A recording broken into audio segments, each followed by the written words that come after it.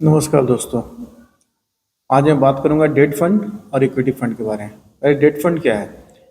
Date fund आपका पैसा government bonds, bank FDs, securities, bonds, इन सभी जगहों पे पैसा लगाता है जहाँ पे पैसा आपका सेफ रहता है।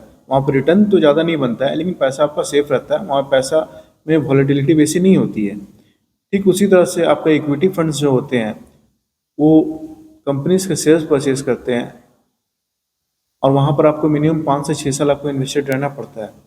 यदि 5 से 6 साल से कम आप इन्वेस्टेड हैं तो आपको वॉलेटिलिटी देखने मिलेगी, पैसा आपका नीचे भी आ सकता है, लेकिन वो 5 से 6 साल में आपको प्रॉफिट बना के देने वाला है।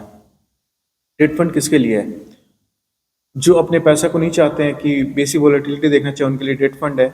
और जो पैसे को लंबे समय तक रखना चाहते हैं और थोड़ी, मान लीजिए कि आप एक 10,000 की एसआईपी करते हैं इक्विटी फंड में, 20 साल में वो इक्विटी फंड लगभग आपको 70 लाख रुपए उस 10,000 के एसआईपी का बना के देगा। ठीक वहीं पर यदि आप डेट फंड में 10,000 की एसआईपी करते हैं तो वो 20 साल में आपको 49 लाख रुपीज़ बना के देगा। तो यहाँ पर डिफरेंस है, लेकिन आपको सेफ्टी चाहिए तो आप डेट फंड में रह सकते हैं, कोई दिक्कत की बात नहीं है। और यदि आपको आपको वॉलेटिलिटी से कोई दिक्कत नहीं है तो आप इक्विटी फंड में जा सकते हैं। मेरे हिसाब से डेट फंड इक्विटी फंड की बात नहीं होनी चाहिए। मेरे हिसाब से होना चाहिए आपका गोल क्या है और आप कितना रिस्क ले सकते हैं।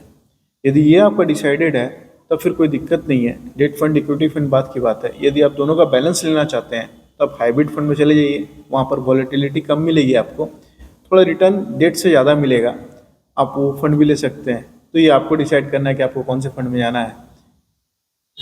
चलिए फिर दूसरे वीडियो में आपसे बात होगी।